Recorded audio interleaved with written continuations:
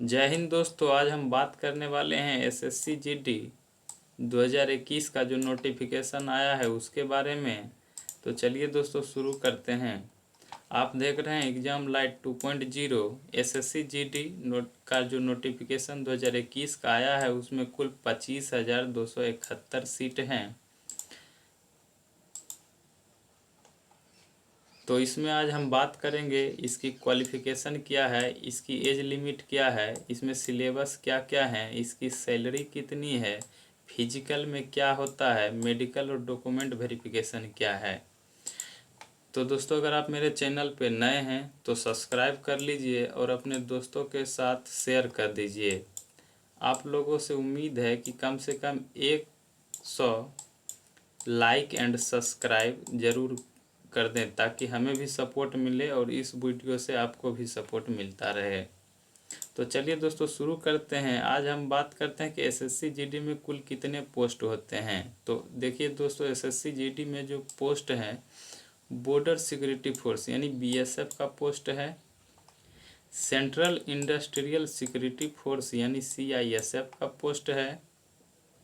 अगला है दोस्तों इंडो तिब्बत बॉर्डर पुलिस यानी आईटीबीपी का पोस्ट है। अगला है सशस्त्र सीमा बल यानी एसएसबी का पोस्ट है। आगे हम बात करेंगे दोस्तों सेक्रेटरीट सिक्योरिटी फोर्स यानी एसएसएफ।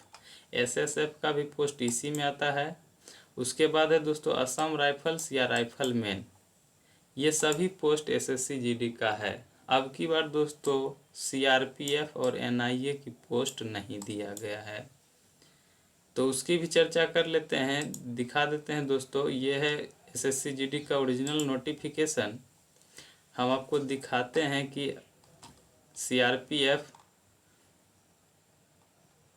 तो यहाँ देखिए दोस्तों सीआरपीएफ की जो सीट है 0-0, सभी कैटेगरी में 0-0 है, टोटल में भी 0 है। यहाँ मेल में भी फीमेल में भी देख लीजिए 0 है, यानी सीआरपीएफ की सीट नहीं है और एनआईए इसकी भी सीट नहीं है। तो दोस्तों अगर आप चॉइस में ये डालेंगे तो ये बिल्कुल भी नहीं डालिएगा कारण सीट नहीं है। आप यहाँ कैटेगरी वाइज भी सीट देख सकते हैं, बीएसएफ की, सीआईएसएफ की, और इसका स्क्रीनशॉट लेके आप सीट डिटेल देख सकते हैं यहाँ से। चलिए दोस्तों आगे बढ़ते हैं। अगर आप इन सभी पोस्ट के लिए अप्लाई करना चाहते हैं तो सबसे पहले आपको ये जानना जरूरी होगा कि इसका एज लिमिट क्या है और कब तक से एज लिमिट होना चाहिए। तो दोस्तों इसका एज लिमिट जो है वो 18 से 23 वर्ष है। आपको 1/8/2021 तक 18 वर्ष पुर जाना चाहिए।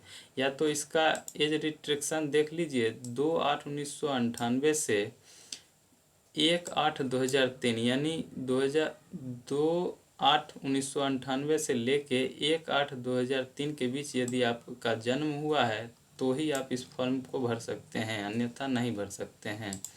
अगला है दोस्तों एजुकेशन क्वालिफिकेशन। एजुकेशन क्वालिफिकेशन इसमें 10th पास है, क्लास 10th पास का आपके पास डिग्री होना चाहिए, चाहे कोई बोर्ड हो, स्टेट बोर्ड या कोई यूनिवर्सिटी हो। चलिए दोस्तों आगे देखते हैं। इसका जो फॉर्म भरने का डेट है दोस्तों वो 17 से शुरू होके 31/8 तक, इसका 31/8 तक लास्ट डेट है। और आप इसकी आवेदन की रिसीप जो है 31/8/2021 तक निकाल सकते हैं। 11:30 बजे से पहले तक आप इसका रिसीव निकाल सकते हैं। और इसका जो पेमेंट है दोस्तों आप 2/9/2021 11:30 बजे रात तक निकाल सकते हैं।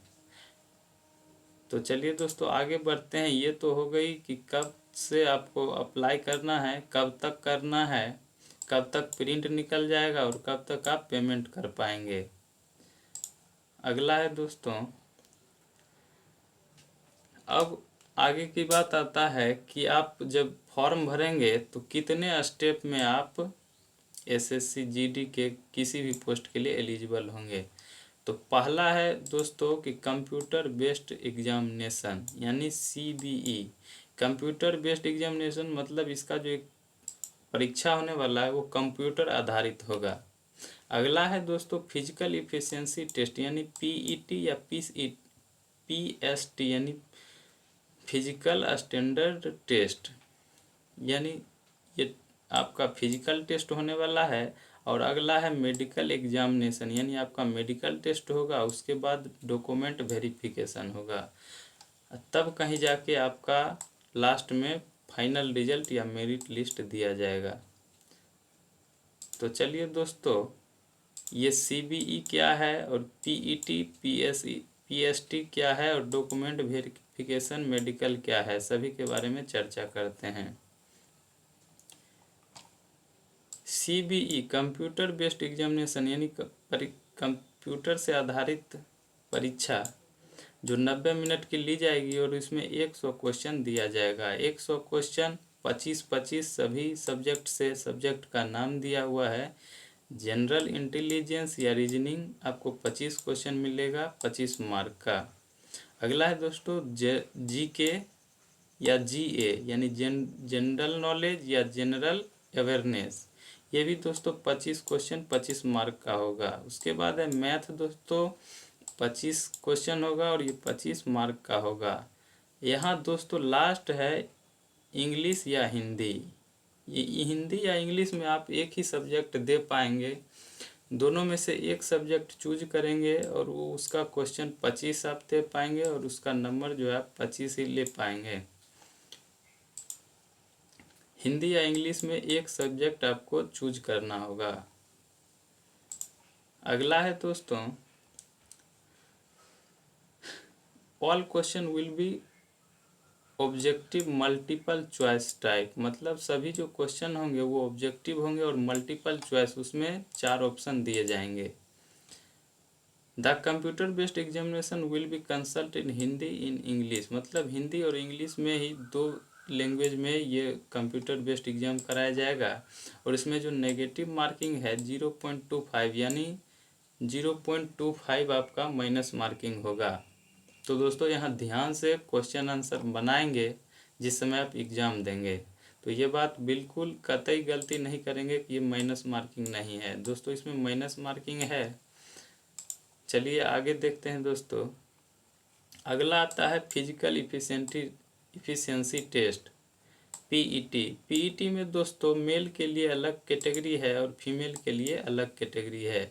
पहला है रेस यानी दौड़ में आप 5 किलोमीटर 24 मिनट में दौड़ना है। 5 किलोमीटर की जो रेस होगी उसमें 24 मिनट में आपको दौड़ना है। और गर्ल के लिए 1600 मीटर यानी 1.6 किलोमीटर जो है 8.5 मिनट में दौड़ना है।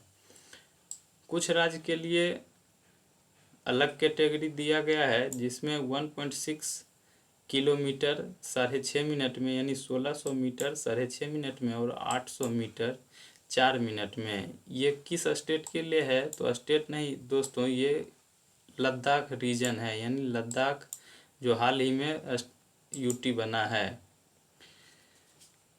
अगला है दोस्तों पीएसटी यानी मानक, जो आपका फिजिकल मानक है उसका भी कुछ दिया गया है। देखिए हाइट आपका 170 होना चाहिए मेल के लिए, फीमेल के लिए 157। तो हाइट का जरूर ध्यान रखेंगे, मेल का 170 है और फीमेल का 157।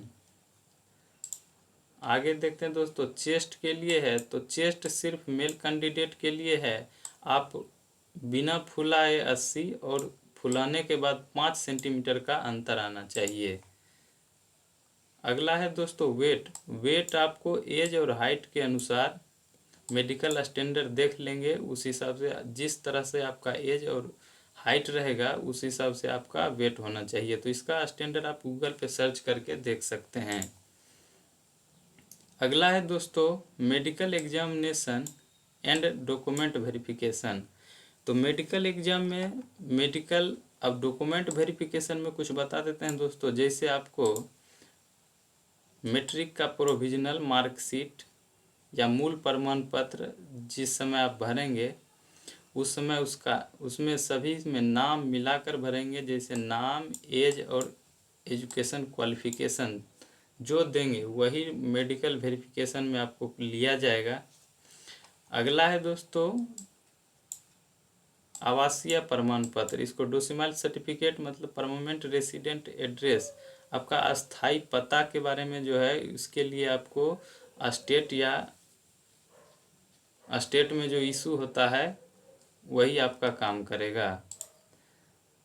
अगला है दोस्तों कास्ट सर्टिफिकेट यानी जाति। और यदि आपके पास एनसीसी का सर्टिफिकेट है तो उसमें 5%, 3% और 2% यानी सर्टिफिकेट जिसके पास एनसीसी का ए सर्टिफिकेट है उसको 5% अतिरिक्त नंबर दिया जाएगा एग्जामिनेशन में।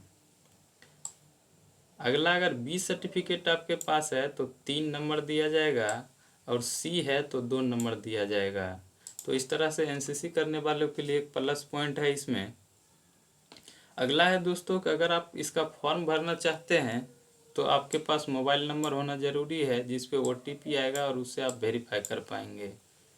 अगला है दोस्तों आपके पास एक वैलिड ईमेल आईडी भी होना चाहिए जिस पे ओटीपी आएगा और उसके थ्रू आपका वेरीफाइड होगा।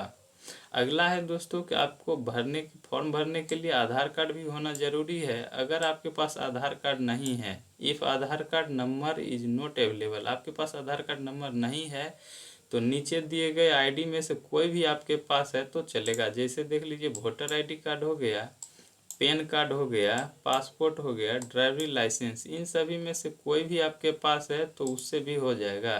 जैसे आप स्कूल या कॉलेज का आईडी से भी फॉर्म भर सकते हैं। अगला है दोस्तों आप किसी स्टेट या गवर्नमेंट एम्प्लॉय हैं तो उसके आईडी से भी आप फॉर्म भर सकते हैं। तो चलिए दोस्तों इसमें है कि अगला information about the board roll number and year of passing of the matriculation, यानी जो आपके बोर्ड जो रहेंगे, बोर्ड और रोल नंबर, पासिंग ईयर, ये सभी 10th का लगेगा। यानी ये तो कंपलसरी हो गया दोस्तों कि ये तो आपको देना ही पड़ेगा 10th का मार्कशीट का डिटेल। आगे देखते हैं दोस्तों और क्या है। डिसेबिलिटी सर्टिफिकेट, यदि आप विकलांग हैं तो उसका सर्टिफिकेट आपको प्रोवाइड करना पड़ेगा। चलिए दोस्तों ये तो बहुत कम की संख्या में हैंडी।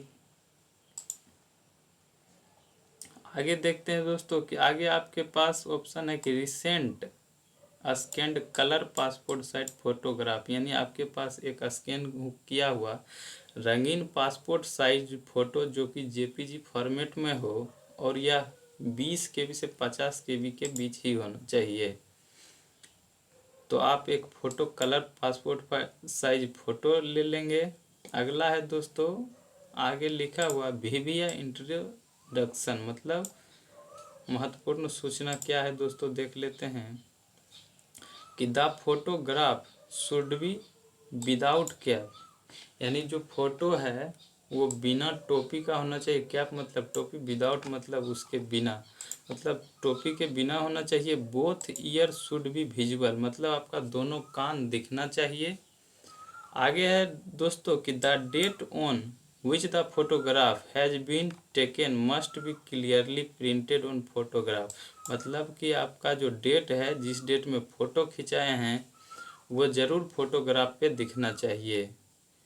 आगे लिखा है दोस्तों कि application without the date printed on the photograph will be rejected, यदि आपके फोटोग्राफ पे डेट प्रिंट नहीं है तो आपका फॉर्म रिजेक्ट हो सकता है। तो दोस्तों ये बात ज़रूर ध्यान रखेंगे कि आपको फ़ोटो में कैप नहीं होना चाहिए, दोनों कान ज़रूर दिखना चाहिए और इसमें जो है फ़ोटो पे डेट प्रिंट ज़रूर होना चाहिए।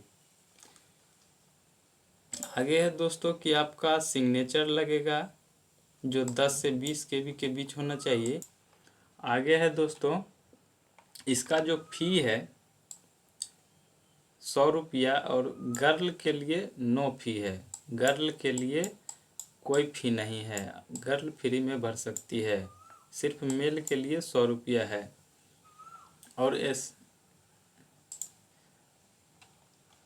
इसमें पोस्ट तो देख ही लिए, लेकिन भरते समय ये कोड आप पोस्ट का ज़रूर याद रखेंगे ताकि आपको जो भी पोस्ट समझते हैं कि अच्छा है तो वो पहला ऑप्शन में रखेंगे। जैसे हम सबसे ज़्यादा अच्छा मानते CISF, आपके लिए जो अच्छा होगा वो 1 नंबर में रखेंगे। इसका कोड होता है B, यानी फॉर्म भरते समय एक कोड आएगा जो आप डालिएगा, तो उसमें पहला B आपको जो पसंद, जैसे SSB आपको पसंद है तो यहाँ ऑप्शन डी यहाँ आ जाएगा आपका पहला कोड। अगर आपको ई पहले पसंद है यानी ITBP आपको ज़्यादा अच्छा लगता है तो ITBP के लिए ई कोड है और ई सबसे पहले दे दीजिएगा, ताकि आपका पोस्ट प्रेफरेंस जो है आपके अनुसार हो। आगे दोस्तों देखते हैं कि SSC GD की सैलरी कितनी है। तो देखते हैं सैलरी कितनी है। तो इसका जो पे स्केल है यानी पे लेवल 3 है।